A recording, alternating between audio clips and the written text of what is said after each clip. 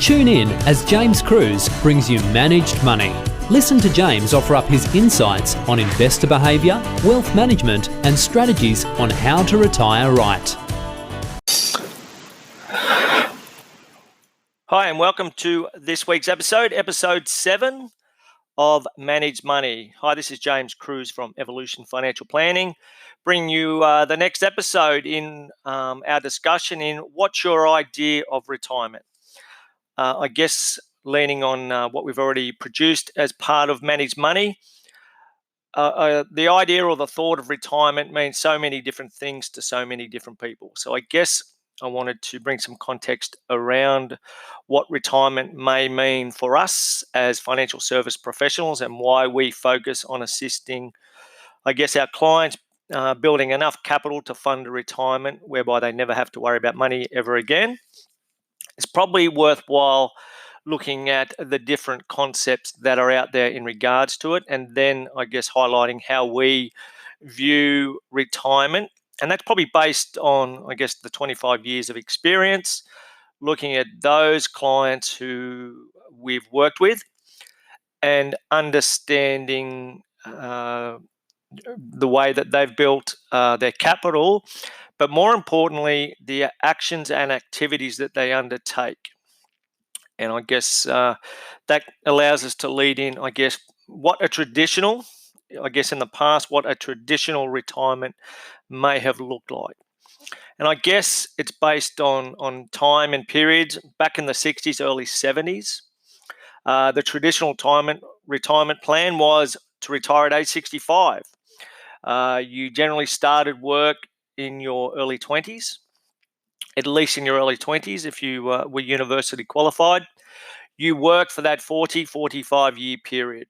Over that period, you built up your family, your family grew, and hopefully along that way you were paying off loans for your family, for the house, and you probably at that stage there was no superannuation. There was no, unless you were a government employee, there was no superannuation plan like we have today. So most of the time, most people only put enough away to save to pay off their home loan, because the reality was back in the 60s and early 70s, you had a life expectancy of age 72. Now that sounds horrendous in today's, I guess, lifestyle, but you really didn't have to have a retirement plan. All you had to do was draw down any money that you'd saved, which might have been sitting in a bank account.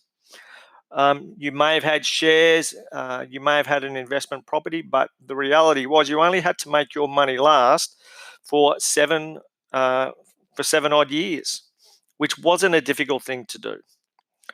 The reality is life expectancy has now risen with the advent of changes in medicine and pharmaceuticals. We are all living longer, whether we like it or not. And the average life expectancy is now risen from 7 years to 25 years. So there's been a real change and a real, I guess, paradigm shift from the traditional form of retirement that our grandparents in particular would have taken on when they retired from the workforce. I want to compare that against the new movement that has taken place. It's a recent movement which relates to FIRE, FIRE, which is an extreme saving for financial resources. FIRE stands for financially independent and retire early. So it's always good when you come up with a vernacular that suits what you want to do. The FIRE movement is all about starting work as soon as you can, putting as much money as away, and it's extreme. Like we're talking like 50%, 70% savings of your after-tax dollars. I guess from my point of view, I find it's great to look at. I personally look at it myself with a family, and I would find this totally, it wouldn't work when building a family. These are people generally who are looking to manage their own and their own finances, and they definitely don't have families, or it's unlikely that they have a family that they need to finance over a particular period. So we've got different extremes where we're making money last for a short period, which is traditional retirement. And then we now compare that against the extreme FIRE movement, which is trying to get people to be financially independent at, say, age 30, and then they can draw down on their money for the rest of their life and do all the things that they want to do. They still want to contribute. They want to provide meaning and purpose to their lives. So while I think it's an admirable movement, I don't think it's, certainly for myself, and have a think about it for yourself, whether it would work in your family situation. So I guess bring it now to the managed money retirement, the way that we see the retirement. Consider, I guess, your total life in blocks of 30-year timeframes. What we're seeing is that certainly children, the first 30 years, or at least up to schooling life, university, and we're seeing that people are actually starting their careers later. They're also starting their their families later as well. I know that my mum was 20 when she had me, but when we had our first daughter, my wife was 28 when we had our first child. And that's, I guess, that happens a lot with the different generational changes. We've seen that happen. And what we're seeing is that first 30 years is really just, your learning, your fun periods, your travel in your early years. And, that's the great time to be young and carefree. And it probably is that carefree period, which leads up to 30, whereby you're starting your family generally, and you're really starting on your careers, and you're looking at your industry and your financial responsibilities. So the next 30-year block, which is from age 30 to 60, that's where you're working. That's where you're looking to create the greatest value for your employers, for yourself if you're in business, and building up your financial assets from a foundation. You've probably borrowed a lot of money for your house at this stage. You've got obligations like insurances to cover the foundations of that. You already have your 9.5% superannuation, so all the foundations are in place for you to build and grow your capital. In those early stages of that middle block, you probably focus on paying your debts off as much as possible.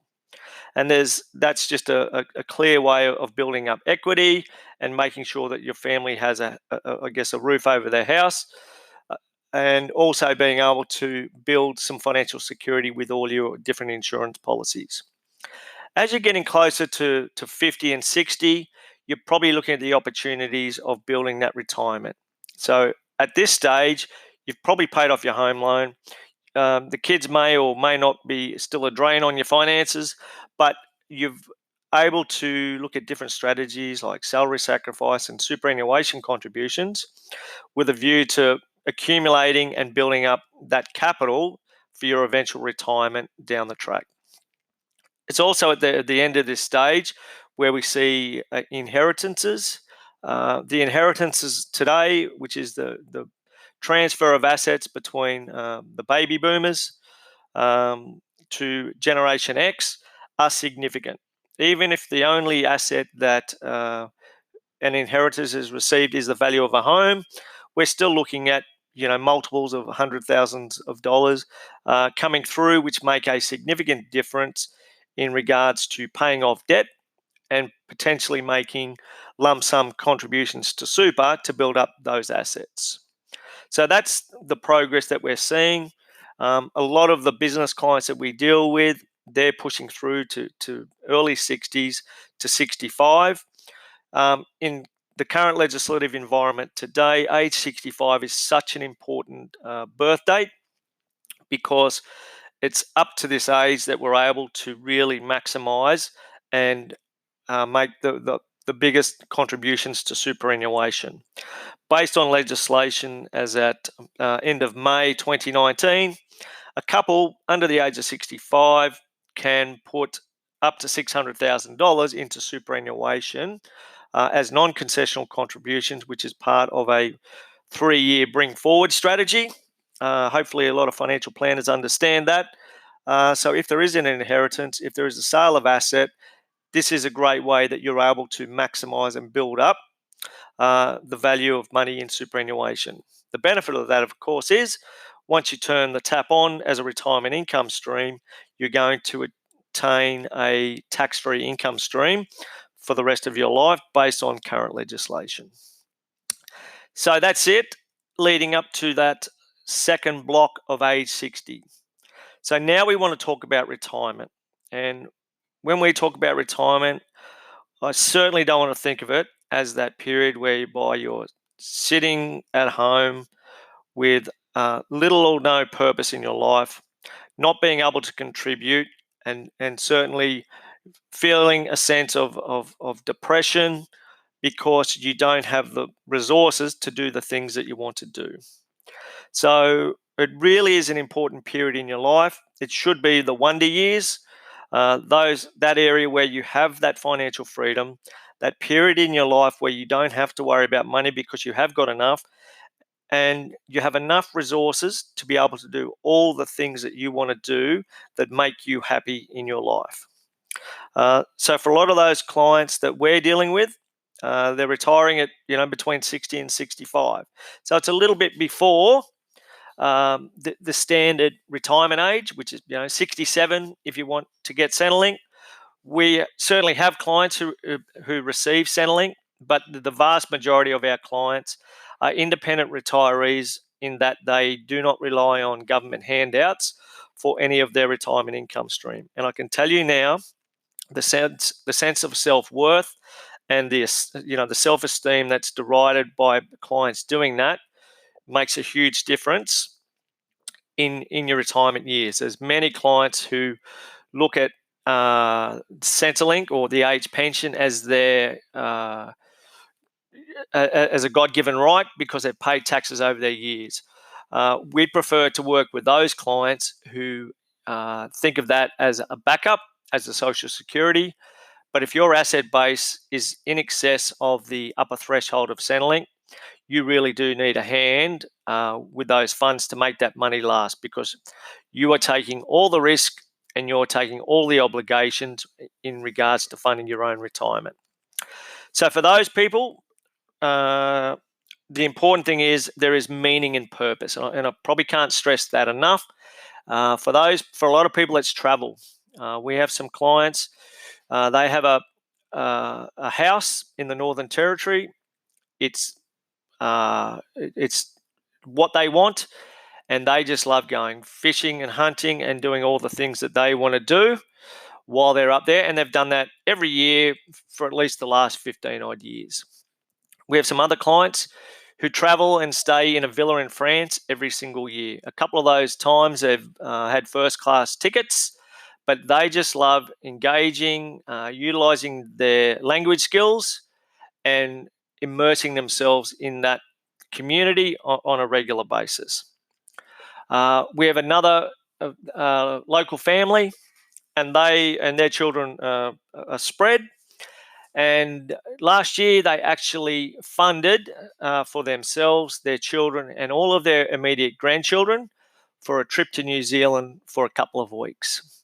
And I can tell you now, after talking to them when they did that, the sense of worth and the memories that were produced at this stage was phenomenal. And there is no way in the world that you could take those memories away from them, because, and irrespective of the cost, which they could still afford to do, but the value that it created for that family was phenomenal.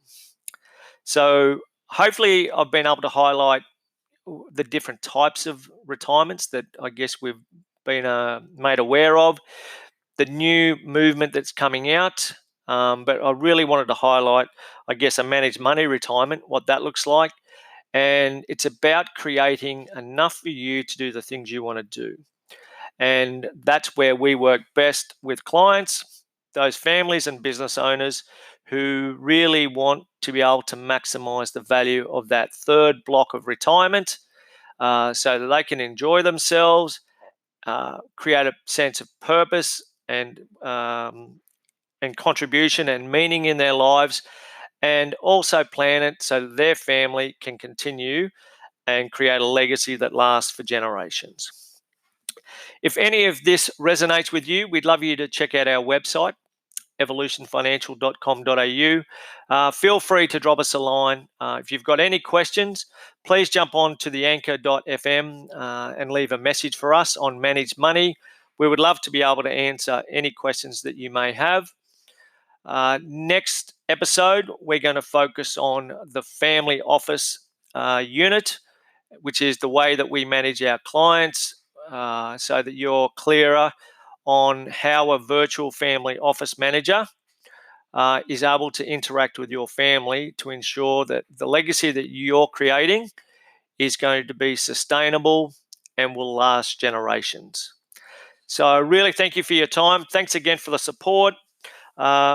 We've finally got confirmation from Apple Podcasts that we're on Apple Podcasts, and it appears as though from our analytics that most people listen to the podcast on Apple. So thanks for that. Thanks for your support, because we wouldn't have got on there if we didn't get the support that we have.